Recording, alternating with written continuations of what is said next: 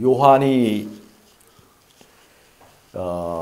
쓴 성경이 5권입니다. 5권. 그래서 성경에 요한이 쓴 책이 5권인데 첫 번째가 요한복음, 그 다음에 요한 1, 2, 3서, 그리고 요한계시록. 이게 요한에 쓴 책이 5권인데 이 요한에 쓴 책들은 하나의 일련된 어떤 사상들을, 관통하는 사상을 가지고 있습니다. 그래서 우리가 그것을 요한의 기별로 정리할 수가 있습니다. 요한의 이 기별은 요한복음,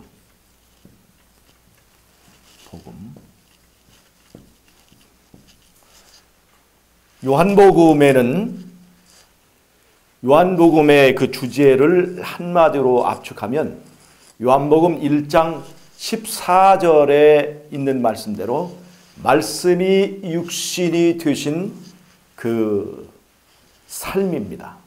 말씀이 육신이 되심, 이것이 요한복음의 주제라고 볼 수 있어요. 말씀이 육신이 되심, 그것이 왜 이 주제가 되느냐? 하늘에서부터 전쟁이 있었습니다. 그 전쟁은 무엇에 관한 전쟁이었냐면 말씀에 관한 전쟁이었습니다. 율법에 관한 전쟁이었어요. 바로 예수님의 통치를 탈취하려고 하는, 예수님의 통치자로서, 왕으로서의 자리를 넘보았던 사단이 예수님을 힘으로 제압할 수 없기 때문에 예수님의 나라를 거짓말로 예수님의 나라를 공격하기 위해서 예수님의 진리인 말씀, 거짓말로 진리를 공격한 것이 하늘 전쟁의 시작입니다. 그것이 바로 율법에 관한 전쟁이에요. 말씀에 관한 전쟁입니다.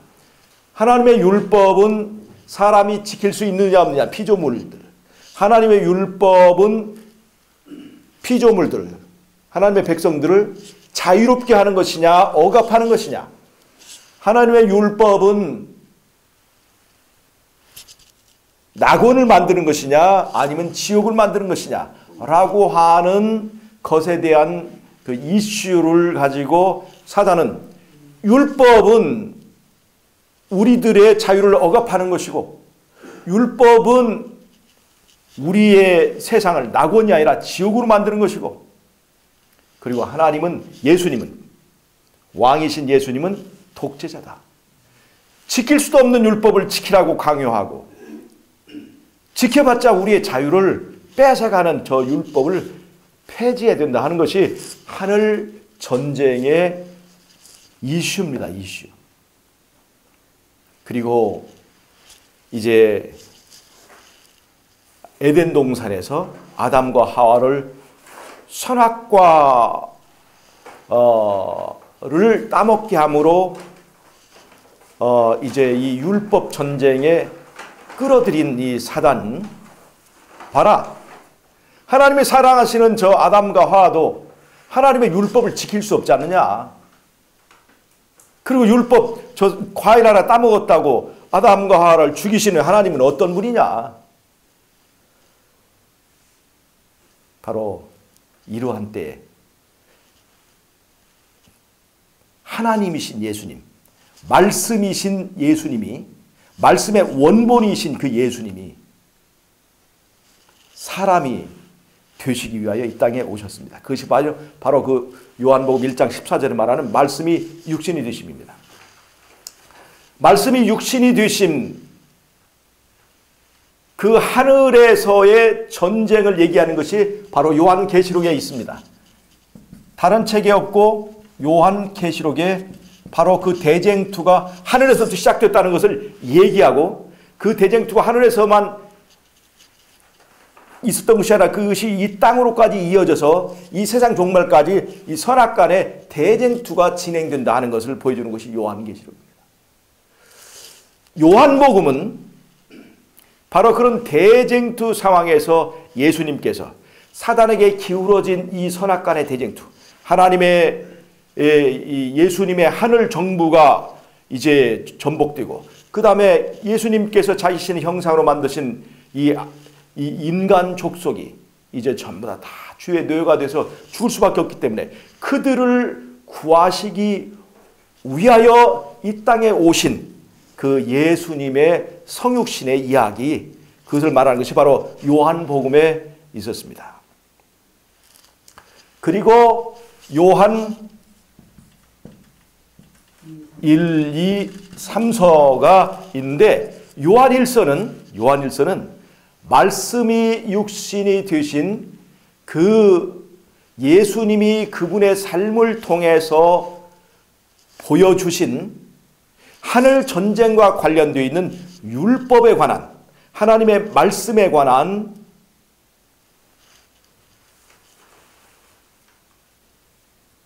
인간이 하나님의 예수를 영접했을 때 하나님의 말씀이 우리들의 삶에서 어떻게 나타나는가에 대해서 그것을 아주 이론적으로 체계를 잡아놓은 그 논문이 바로 요한 1서입니다. 사도 바울에게 로마서가 있다면 바로 요한에게 로마서 같은 책이 어떤 책이냐면 바로 요한 1서입니다. 요한 2서는 뭐냐? 요한 2서는 적그리스도가 뭐냐? 적그리스도의 정의를 했습니다. 요한 2서는. 적그리스도는 예수께서 육신으로 오신 것을 부인하는 자니라 그랬어요. 다른 말로 하면 예수께서 육신으로 오신 것을, 다른 말로 하면 말씀이 육신이 되신 그 예수님 안에 있는 그 진리를 부인하는 자, 그것이 바로 적그리스도라고 하는 것입니다. 예수님이 육체로 오신 것은 크리스마스를 인정하는 사람들은 다 인정하지만 그런 그 추상적인 사실이 아니라 말씀이 육신이 되어 오신 대쟁투적 배경에서 예수님의 성육신 속에 들어있는 어떤 의미를 인정하는 자, 그것이 바로 예수님을 영접하는 것이고 그 예수님의 성육신의 진리를 부정하는 것이 바로 적그리스도라 하는 것입니다. 예를 들자면 예수님께서는 하나님이 사람이 되셔서 인간으로서 그분이 흠 없는 삶을 사셨습니다. 다른 말로 하면 율법을 순종하는 삶을 사셨어요. 이것은 예수님께서 인간이 되셔서 율법을 순종하는 그런 삶을 사신 것은 예수님 나 혼자만 이런 것을 할 수 있다. 나는 하나님의 아들이기 때문에 나 혼자만 할 수 있다는 것을 과시하러 오신 것입니까? 아니면 사단과의 하늘에서 시작된 그 대쟁투에서 예수님의 정부를 옹호하고 그 다음에 예수님을 믿는 모든 우주의 거민들이 하나님의 율법을 이렇게 순종할 수 있다라고 하는 것을 보여주기 위해서 오신 것입니까? 어떤 것입니까? 나만 할 수 있다는 것을 말하기 위해서 아니라 너희들 사실은 하나님의 율법을 지켜야 된다고 하는 그 율법의 대상이 되는 이 백성들이 할 수 있다는 것을 율법을 주신 분이 율법을 지키는 사람이 되어가 피조물이 되어서 그것을 보여주신 것입니다. 이것은 예수님 하나의 문제가 아니라 사실은 예수님에게 도전했던 사단과 거기에 동조했던 인간과 또 하나님의 율법에 이제 요구를 받고 있는 모든 이 피조물들에게 하나님의 율법은 이렇게 지킬 수 있는 것이야.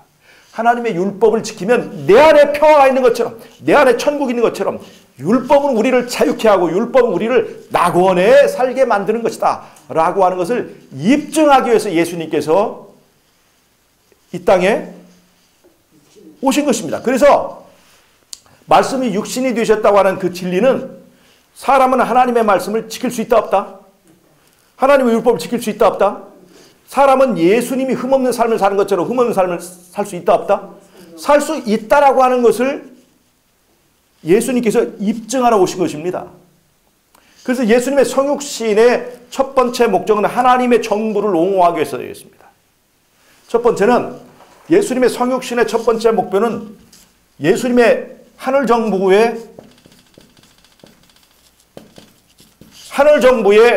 정당성을 옹호하기 위해서입니다. 입증하기 위해서. 두 번째는 예수님께서 사람이 되신 것은 흠없는 제물이 되어서, 흠없는 제물, 말씀이 육신이 되신 그 삶은 바로 율법에 순종하는 흠없는 삶이거든요. 그 흠없는 제물이 되어서 인류를 위한 죄값을 대신해야 되는데, 인간의 죄의 값을 대신하려면 인간과 같이 되어야만 인간을 대표할 수 있기 때문에 그 하나님이 사람이 되실 수밖에 없다는 것입니다. 그래서 이 말씀이 육신이 되신 그 성육신의 목적은 두 가지가 있는데, 하나는 하늘 정부를 구하는 거고 하나는 사람을 구하는 것입니다. 하나는 죄로부터 인간을 이제 구해서 죄 사함을 받게 하라고, 하나는 하늘 정부의 정당성을 입증하는 것입니다. 그래서 요한 2서에서 적그리스도의 정의는 바로 이 말씀이 육신이 되신 예수님의 성육신 속에 들어있는 이 원리를 부정하는 것이 적그리스도라, 그렇게 분명하게 얘기를 하고 있습니다. 요한 3서는 어떤 얘기가 있느냐? 요한 3서는 요한이 사랑하는 그 제자 가이오에게 편지합니다. 그 요한 3서의 내용에는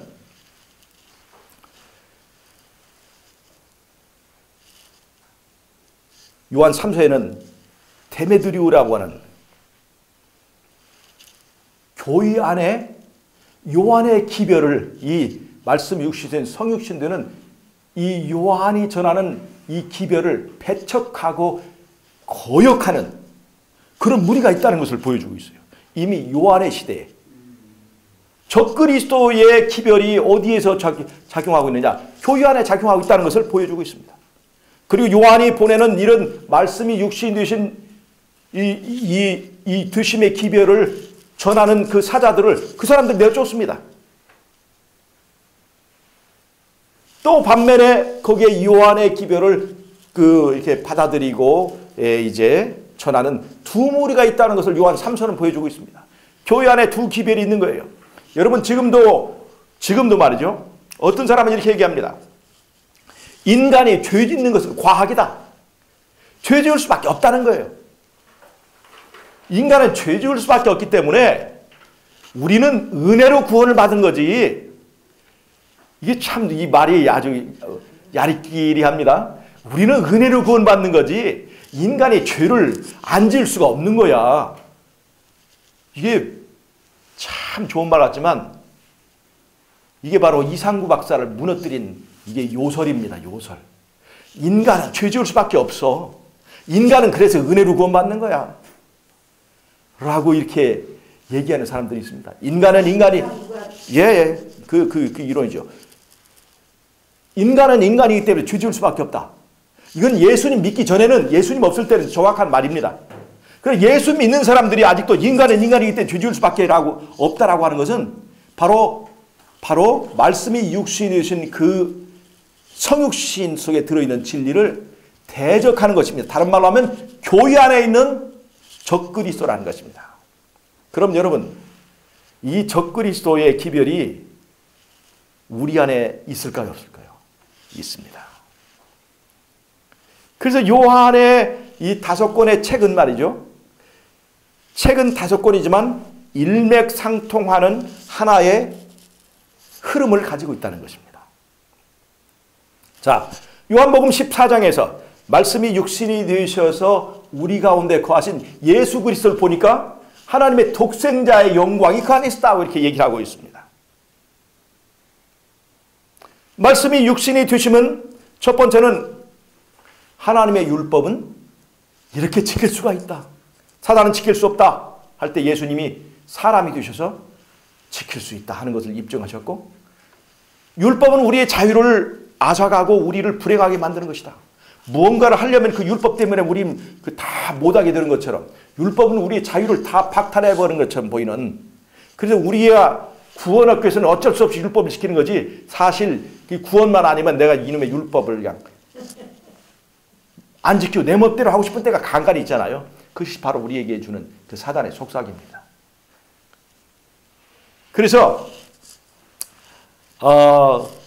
이렇게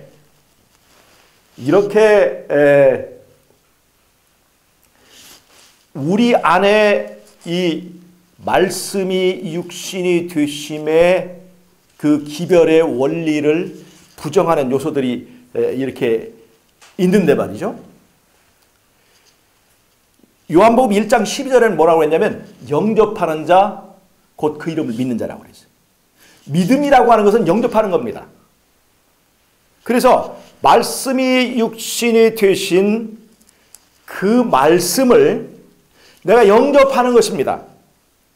영접하면 첫째 어떤 효과가 나타나요? 예수님의 죄 흠없는 삶의 재물을 근거로 내가 내 죄가 용서함을 받습니다. 즉 내가 예수님을 영접하면 내 안에 주인의 자리에 여기에 예수님이 계시는 거예요. 내 안에 주인의 자리에 예수님이 영접되면 내가 하나님의 심판대 앞에 섰을 때 하나님의 율법이 나를 심사합니다. 율법을 지켰는지 안 지켰는지 심사해요. 율법의 요구를 치를 만한 값이 있는지 없는지를 율법이 심판하는 거예요. 이 사람은 원래 죽음이 선고된 사람이에요.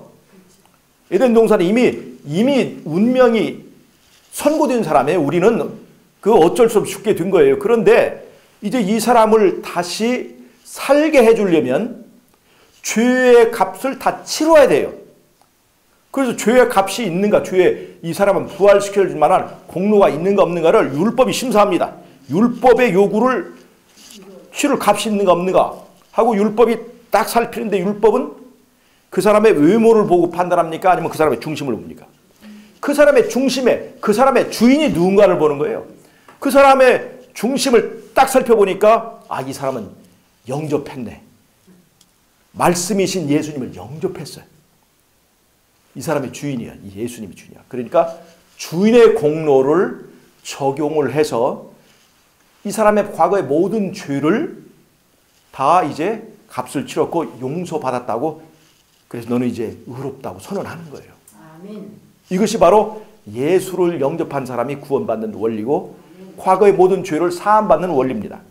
그런데 또 하나의 이 예수가 영접된 사람에게 나타난 현상은 뭐냐면 예수를 영접한 사람에게 새로운 본성이 생기라는 거예요. 예수님 안에 있는 본성, 죄를 미워하는 일, 그 다음에 말씀이 좋아지는 것, 이런 새로운 본성이 내 안에서 작용하게 되는 거예요. 내가 내 안에 있는 예수님께 더 집중하면 할수록 이 본성이 더 커져서 이 본성이 나를 지배하게 되면 이제는 율법을 지키는 일이 쉬워질까요? 어려워질까요? 쉬워지는 거예요. 율법이 전에는 내가 하고 싶은 것을 막는 원수 같은 것이었는데 예수님을 알게 되니까 이 율법이 결국은 나를 자유롭게 하는 거고 결국은 나를 행복하게 하는 것이고 말씀대로 하면 되겠구나 하라고 한 예수님에 대한 믿음 때문에 율법이 알고 보니 정말로 좋은 것이었고 이게 머리도 좋게 하고 건강도 좋게 하고 결국 나 구원도 얻게 하는 정말로 좋게 하는 것이구나 하는 걸 알면서 이제 율법이 억지로 오리로 가자고 하던 그 상태에서 벗어나서 이제는 자발적으로 너무나 좋아서 이제는 심리를 갈 수 있게 된다는 것입니다. 즉 이제는 죄를 미워하는 마음이 생겨서 어떻게 죄가 마치 뱀처럼 징그러워지게 되어서 이제는 죄를 안 지을 뿐만 아니라 간신히 죄를 안 짓고 끝나는 것이 아니라 죄를 율법의 요구를 채우고도 남는 사람이 된다는 것입니다. 왜냐? 십자가에서 예수님이 값을 치른 것은 우리의 죄값을 간신히 치른 것이 아니라 넘치고도 넘치게 값을 치렀기 때문에 우리가 죄를 이길 수 있는 힘도 간신히 죄를 이기고 간신히 구원받는 게 아니라 넉넉하게 죄를 이기고 율법의 요구를 채우고도 남는 흠없는 삶을 살고도 남게 만드는 거예요. 율법이 요구하는 작은 오리의 요구를 채우고도 남는 겁니다. 다른 말로 하면 흠없는 삶을 살고도 남게 만들어주는 것이 영접하는 자, 그 이름을 믿는 자. 이 말씀이신 예수님을 영접하는 그 사람에게 일어나게 된다는 것입니다. 이것이 바로 요한복음의 사상이에요. 이것이 요한복음에 시작해서 요한계시록까지 요한 1, 2, 3서를 관통하는 그 사상의 흐름입니다. 로마서 8장과 다 이것이 관통하는 거예요. 이 요한복음은 사복음서의 총론일 뿐만 아니라 신약 전부 다의 총론이라고도 볼 수 있습니다. 그래서 신약 전체에 이런 사상이 관통하고 있습니다. 자, 그럼 제가 오늘 여러분 이 로마서를 사람들이 연구를 한 사람들이 믿음을 강조를 하는데요. 행위로부터 우리를 자유롭게 되었다고 생각합니다. 행위. 이런 우리가 믿는 자는 행위로부터 자유롭게 되었다. 잘 보세요. 잘 보세요. 여기 예수님이 있습니다. 예수님 앞에 있는 행위와 예수님 뒤에 있는 행위가 있습니다. 이 행위는 사람의 행위예요. 잘 보세요. 예수님 앞에 있는 행위는 믿음과 반대됩니까? 믿음과 같은 방향입니까? 예수님 없는 행위는 이게 율법주의라고 하는 거예요. 예수님 없이 율법을 지키려고 하는 것, 그거는 율법주의라고 하는 것입니다. 다른 말로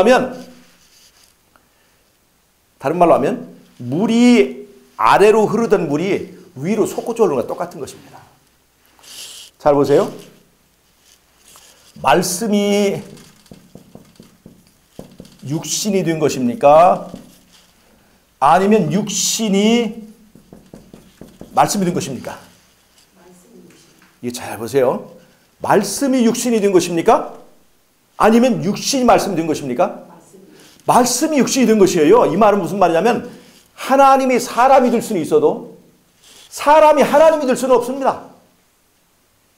이 말은 우리가 이 말씀이라고 하는 요구, 율법을 사람이 사람의 힘으로 지킬 수 없다는 것입니다. 여기서 행위, 말씀이 육신이라고 하는 건 사람의 행위를 대표하는 거예요. 사람이 하나님이 될 수 없는 것처럼 사람의 힘으로, 사람의 행위로 율법의 요구를 채울 수가 없습니다. 육신이 말씀이 될 수는 없는 거예요. 그런데 여러분, 말씀이 육신이 될 수가 있습니까? 없습니까? 성경은 바로 그걸 얘기하고 있는 거예요. 잘 보세요. 예수님 앞에 있는 행위는 이게 적그리스도의 행위입니다. 예수님을 대적하는 거예요. 그러나 예수님 뒤에 있는 이 행위는 이 누구의 행위입니까? 예수님을 주인으로 영접한 그 다음에 나오는 행위는 주인의 소재가 달라져요. 소속의 소재가. 이거는 예수님 행위고 성령의 행위라는 거예요.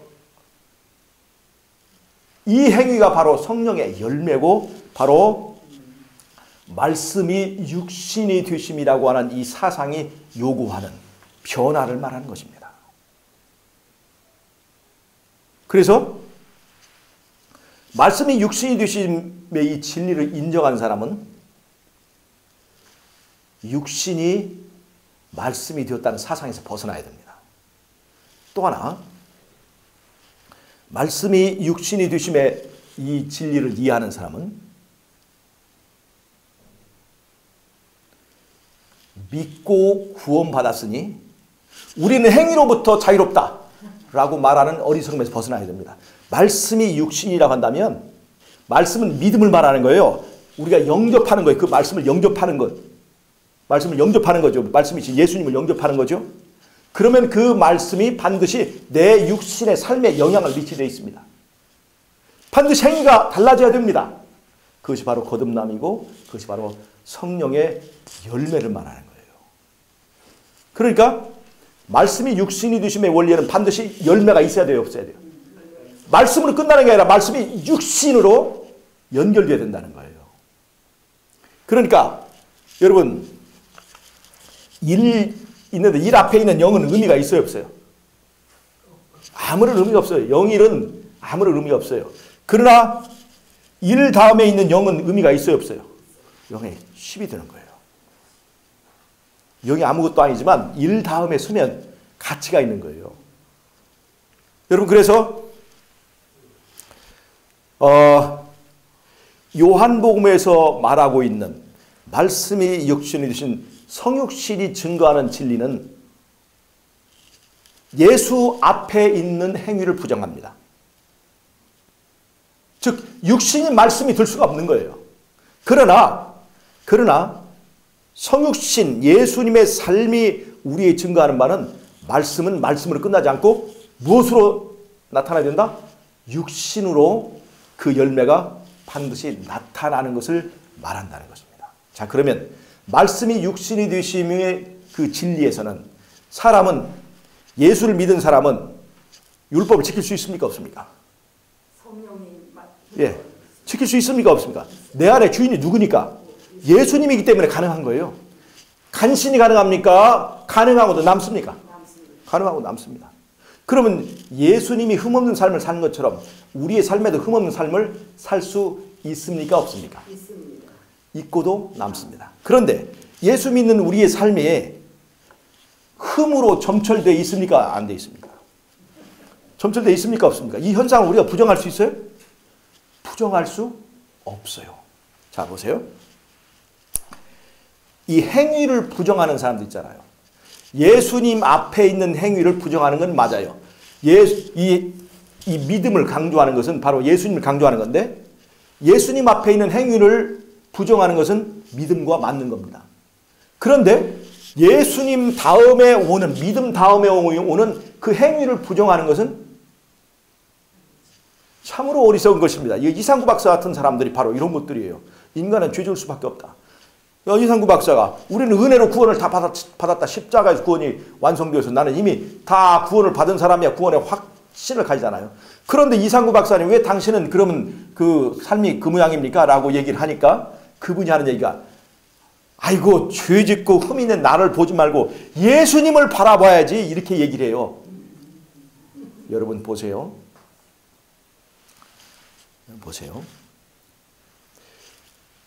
왜 우리가 예수님을 믿는다고 하는데 우리의 삶에서 우리의 행위가 왜 온전하지 못하느냐? 그것은요, 인간이 죄 지을 수밖에 없어서 죄 짓는 현상이 아닙니다. 예수님 앞에 있는 행위는요, 인간이기 때문에 죄 지을 수밖에 없는 그 행위 맞지만, 예수님을 믿었는데 그 다음에 나오는 행위는요, 인간은 인간이기 때문에 죄 지을 수밖에 없다는 거기다 적용하면 안 돼요. 이거는 왜 그런 현상이 나타나느냐? 그거는 내가 예수님을 아직도 잘 영접하지 않았기 때문에 그렇습니다. 자, 이거 보세요. 여러분, 하나님께서 완성하신, 십자가에서 완성하신 구원은 예수님 안에서 완성된 것입니다.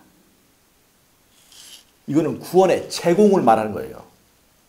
구원의 제공을 하는 거예요. 십자가에서 예수님 안에서 구원이 완성이 됐어요? 안 됐어요? 구원이 완성이 됐습니다. 근데 그것은 예수님 안에서 완성되었고 그건 구원의 제공입니다. 그런데 그 예수님 안에서 완성됐다고 해서 모든 사람이 다 구원받습니까? 아니요. 예수님을 받아들이는 것을 누구에게 선택권을 줬어요? 우리에게 선택권을 줬는 거예요.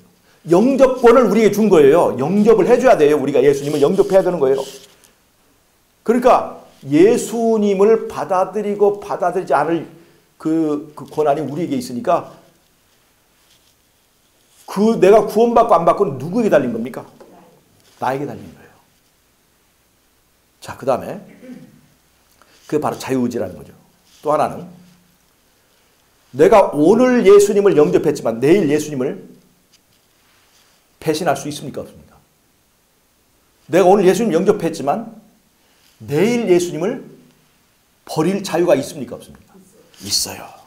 그것이 바로 제2의 자유의 의지입니다. 다른 말로 하면 우리의 예수님에 대한 선택이 경솔해서 내가 감정에 휩쓸려서 예수님을 선택했는데 알고 보니까 예수님 너무나 싫다, 이런 소리가 나올까 봐서 하나님께서 우리에게 은혜의 시간을 주고 그 기간 동안에는 오늘 영접한 예수님을 내일 거절할 수 있는 자유를 주셨습니다. 이것이 자유의지의 본질입니다. 여러분, 우리에게 충분하게 생각할 수 있는 시간을 주신 건 하나님의 은혜입니까? 누구의 의사를 존중하는 거예요? 우리의 진짜 의사를 존중하시는 겁니다. 그러니까 내가 침례받을 때 참 믿음이 좋아가지고 예수님 영접했지만 그 다음에 유혹을 받아 다시 예수님에 떠나갈 수 있습니까? 없습니까?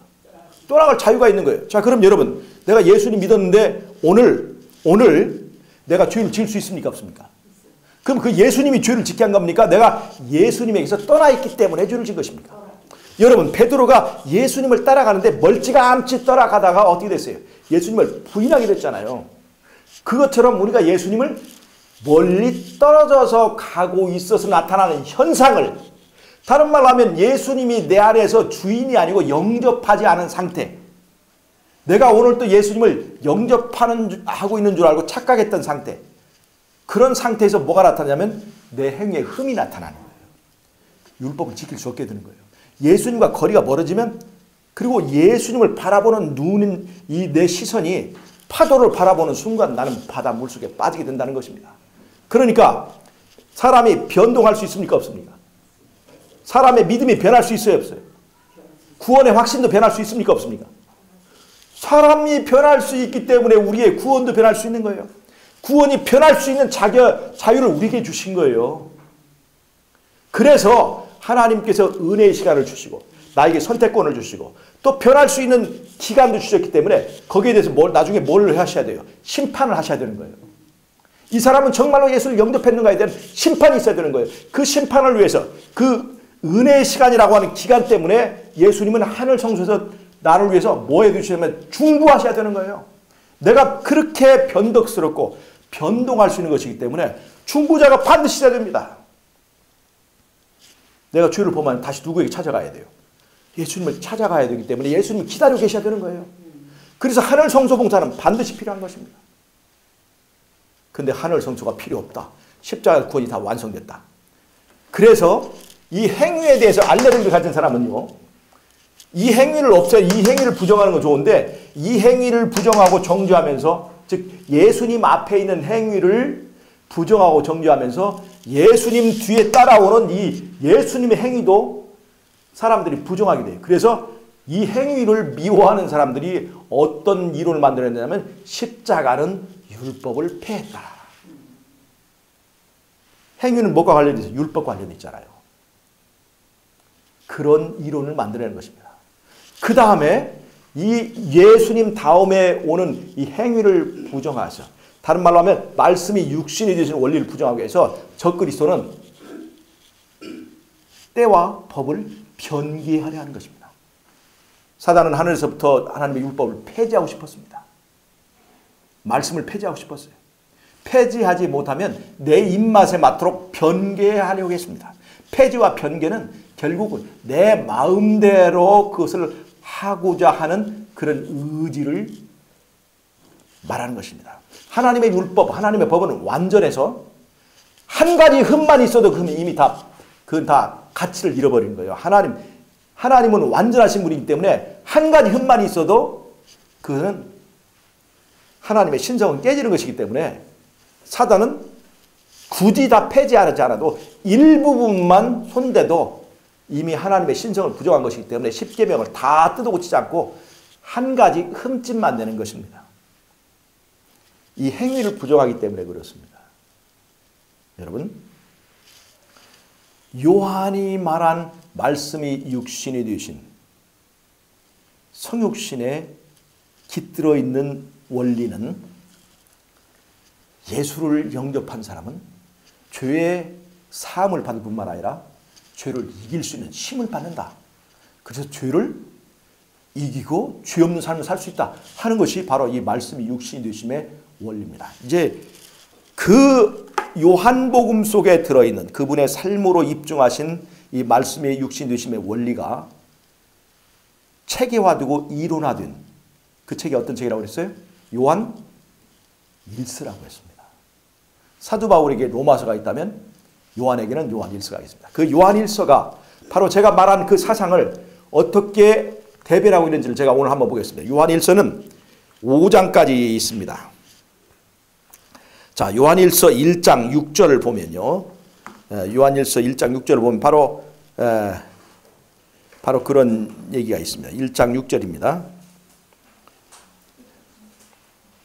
만일 우리가 하나님과 사귐이 있다 하고 어두운 가운데 행하면 거짓말을 하고 진리를 행치 아니하니거니와. 자, 잘 보세요. 만일 우리가 하나님과 사귐이 있다 하고, 다른 말로 하면 예수를 믿었다 하고 아직도 어두움 가운데 있다면, 아직도 우리가 어두움 가운데 있다면 그 뭐 하는 거다? 그건 거짓말하는 거다. 뻥치는 거다 이 말이에요. 믿음이라고 하는 거, 그게 믿었다는 말이 거짓말이다 이 말이에요. 그러니까 내가 예수님을 믿었는데 어두운 가운데 있다. 내가 예수님을 믿었는데 흠이 있는 삶을 산다. 내가 예수님을 믿었는데 율법을 지킬 수 없다는 것은 그거 뻥이야.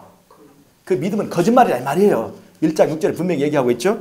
그 다음에 2장으로 넘어갑니다. 2장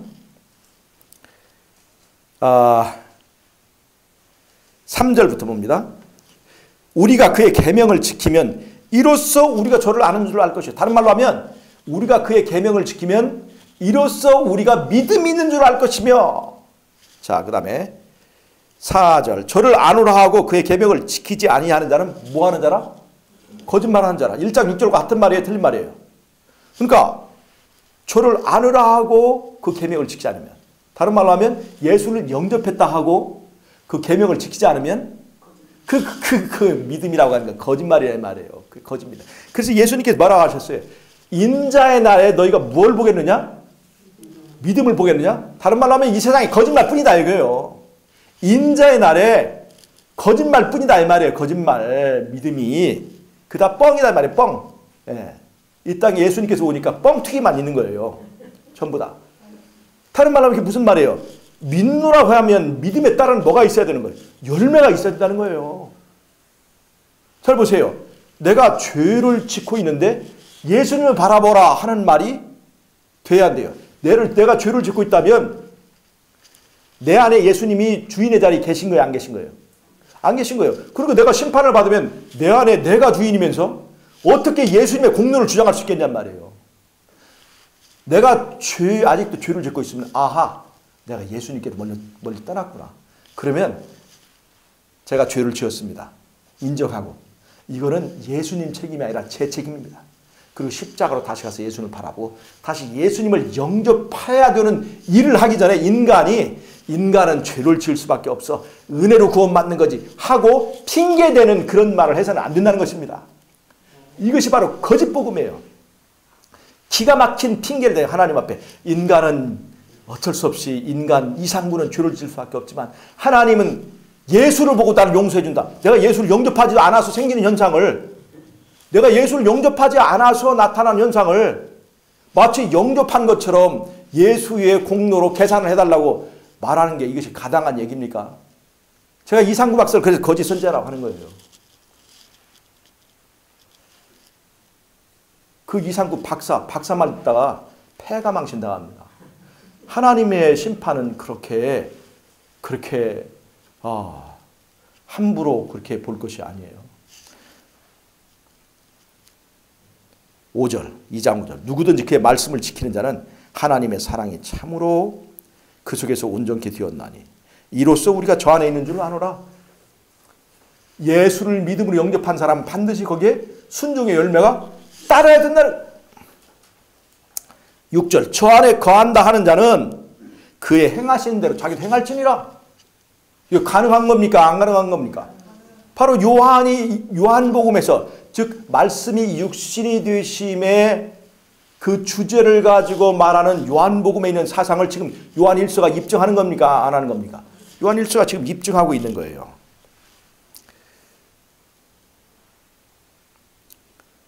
자, 그 다음에 요한일서 3장을 봅니다. 요한일서 3장. 요한일서 3장 4절. 죄를 짓는 자마다 불법을 행하나니 죄는 곧 불법이라. 자, 6절 보면 3장 6절입니다. 그 안에 거하는 자마다 범죄하지 아니하나니 범죄하는 자마다 그를 보지도 못하였고 그를 알지도 못하였느니라. 자, 무슨 말인지 아시겠어요? 내가 죄를 짓고 있다면 그를 보지도 못했고 알지도 못했다는 거예요. 그를 보지도 못했고 알지도 못하는 사람이 나를 보지 말고 예수님 보고 계산해 주세요, 이런 말 나옵니까? 말이 돼요? 그 혼인잔치에서 쫓겨난 사람들이 있죠. 예복이 없어서. 내가 너를 모른다. 또 예수님께서 양과 염소를 나누시면서 그럴 때 그 사람들이 얘기하잖아요. 내가 방언도 했고 내가 귀신도 쫓아냈고 내가 얼마나 했는데, 그럴 때 예수님께서 뭐라고 그랬어요? 내가 너를 모른다. 예수님께서 거짓 선지자를 책망하실 때 내가 방언도 하고 귀신도 쫓아낼 때 예수님께서 뭐라고 그랬어요? 이 불법을 행하는 자들아, 하나님의 믿는다고 하면서 지멋대로 산 이 사람들아, 내게서 다 떠나가라, 그렇게 얘기를 했다고 그러잖아요. 하신다고 그랬잖아요. 바로 그것이 바로 이 요한일서 3장에 그대로 지금 나와 있습니다. 범죄하는 자마다, 불법을 행하는 자마다 그를 보지도 못하였고 그는 그를 알지도 못하였다고 하는 것입니다. 여러분, 요한복음과 요한일서의 사상이 이렇게 통하고 있는 거예요. 그 다음에 요한일서 4장을 보면요. 요한일서 4장을 보면 영을 시험하는 기준을 제시하고 있습니다. 2절, 하나님의 영은 이것으로 알지니 곧 예수 그리스도께서 육체로 오신 것을 시인하는 영마다 하나님께 속한 것이요 예수를 시인하지 아니하는 영마다 하나님께 속한 것이 아니니 이것이 곧 적그리스도의 영이니라. 잘 보세요. 예수님을 인정한다는 것은 다른 말로 하면 말씀이 육신이 되신 그 진리를 인정한다는 얘기입니다. 말씀이 육신이 되신, 그것이 바로 여기 나온 대로 예수 그리스도께서 육체로 오신 것, 다른 말로 하면 말씀이 육신이 되신 거예요.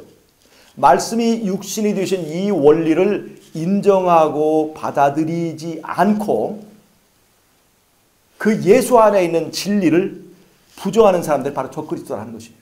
예수님은 말씀이 육신이 되심을 통해서 하나님의 율법은 지키고 순종할 수 있고 하나님의 율법은 우리를 자유케 하는 것이라는 것을 입증하러 왔는데, 그 진리를 부정하고 하나님의 율법은 우리를 억압하는 거고 인간은 죄지을 수밖에 없으니 은혜로 구원받는 것이다. 내가 그를 알지도 못하고 내가 그를 보지도 못했고 예수님과 멀리 떠나 있는데 모든 죄는 예수님과 해결하세요. 나는 놀겠습니다. 나는 하나님의 은혜 때문에 이렇게 자유롭게 놀아요. 그것이 너무나, 이 보세요. 이 자유라는 게 뭐냐면 죄 지을 수 있는 자유거든요.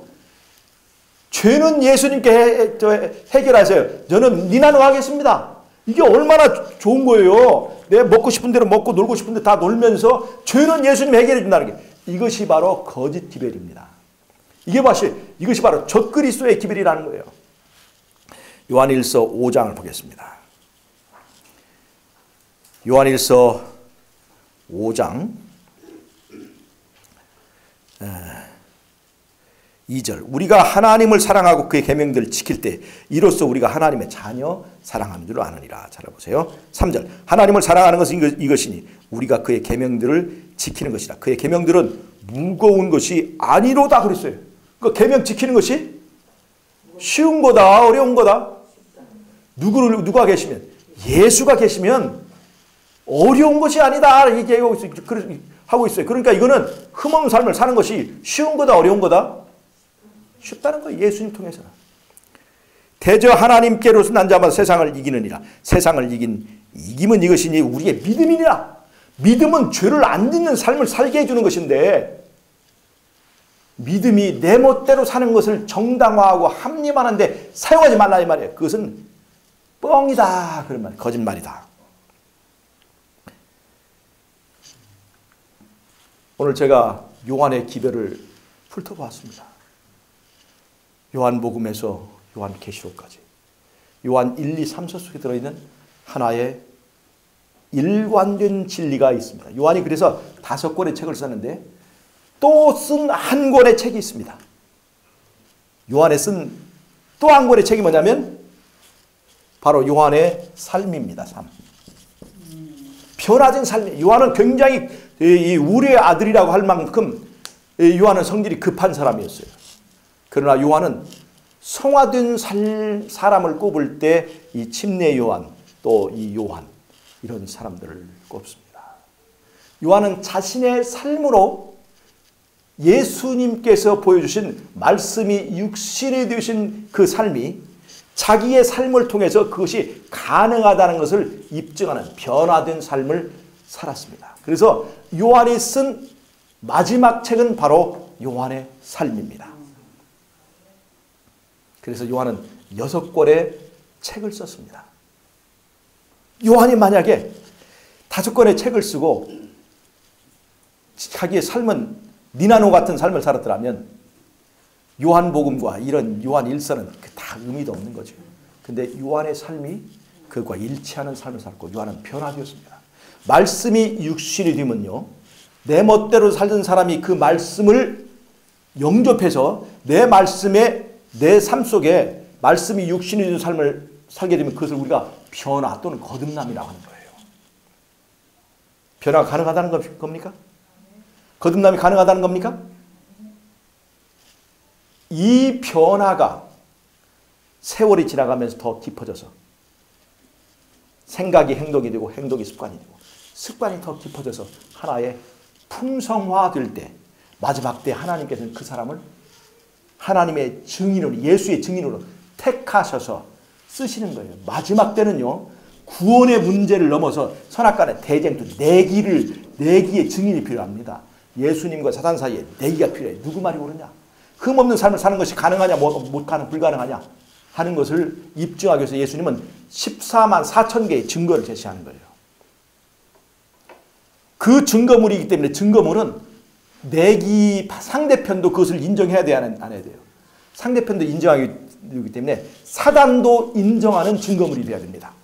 변화된 것, 변화가 가능하구나. 흠없는 삶을 사는 것이 가능하구나 하는 것을 사단도 인정할 수 있는 사람이 되어야 되는 거예요. 여러분, 사단에게 인정받는 것이 얼마나 어려운 줄 압니까? 사단은 우리를 고소하려고 있는 거예요. 우리를 고소하려고 하는 사단, 하나라도 흠을 잡으려고 하는 거예요. 어떻게든지 흠을 잡으려고 하는 그 고소하는 사단으로부터 인정받는 사람이 되도록 예수님은 우리를 그러한 차원에서 우리를 교육시키는 것입니다. 사단에게도 인정받는 그 정도의 사람이 되어야 하늘에서 대제사장으로서 왕같은 대제사장으로서의 역할을 할 수 있게 되는 것입니다. 여러분, 그런 일에 도전하지 않으시겠어요? 예수님 믿고 우리는 사단도 인정하고 사단도 부러워하는, 그래서 사단이 내 앞에서 너 때문에 졌다. 이게 얼마나 기가 막힌 일입니까? 다 이겼는데, 다 이길 뻔했는데 너 때문에 졌어. 우리가 그런 소리 들으면, 예수님 앞에서 그런 소리 들으면 정말 기분 좋겠죠. 예수님이 우리를 흐뭇하게 보시면서 너 때문에 이겼다. 예수님이 그렇게 한다면 얼마나 감사하겠습니까? 그때 예수님께서 너 때문에 이겼어. 네가 이 선악간의 대쟁투에 큰 수훈을 세웠다. 공을 세웠다. 내게 훈장을 달아주마. 멸류관에다 별을 달아주는 것입니다. 여러분, 그런 사람들이 되고 싶지 않습니까? 말씀이 육신이 되신 성육신의 원리 속에 이런 비밀이 들어있습니다. 여러분, 절대로 우리는 믿고 구원받는 것이고 은혜로 구원받았기 때문에 죄지어도 괜찮아. 하나님만, 예수님만 바라보면 이게요, 내가 예수를 알지도 못하는 상태에 있는데 예수의 공로는 그렇게도 잘 갖다 써요. 그러면 안 됩니다. 여러분, 요한일서에 있는 이 엄중한 기별을 보셨죠? 내가 죄 가운데 있으면 나는 예수를 알지도 못한 거라고 그랬어요. 내가 죄 가운데 있으면 내 책임입니까? 예수님 책임입니까? 내 책임인 거예요. 내가 예수에게 멀리 떠나 있는 거예요. 내가 죄 가운데 있으면 그 사람 바로 죄를 인정하고 십자가로 달려가야 됩니다. 그래서 그 십자가의 사랑을 통해서 내가 예수님을 마음속에 꼭 끌어안고 영접하는 그런 일을 해야지, 자꾸 죄를 변명해서는 안 됩니다. 인간은 인간이기 때문에 죄 지을 수밖에 없어. 자꾸 예수님 계신데도 불구하고 그런 말을 하는 것은 예수님 얼굴에다 침 뱉는 거예요. 예수님 십자가에 다시 한번 못 박는 것입니다. 예수님을 십자가에 못 박는 복음이 은혜의 복음, 구원의 확신의 복음이라고 하는 거짓 철면피를 쓰고 이 세상에 나와서 활개치고 있습니다.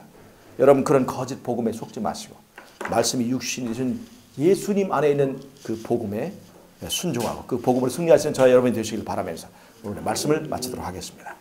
아멘. 기도와 마치겠습니다. 하나님 우리 아버지, 우리를 말씀이 육신이 되신 예수님의 제자가 되게 해주셔서 감사합니다. 예수님 영접하고 우리의 삶이 변화되는, 그래서 우리의 삶이 또 하나의 증거물이 되는 예수님의 택한 자들 될 수 있도록 주님 우리를 붙들어 주시기를 예수님의 이름으로 기도합나이다. 아멘.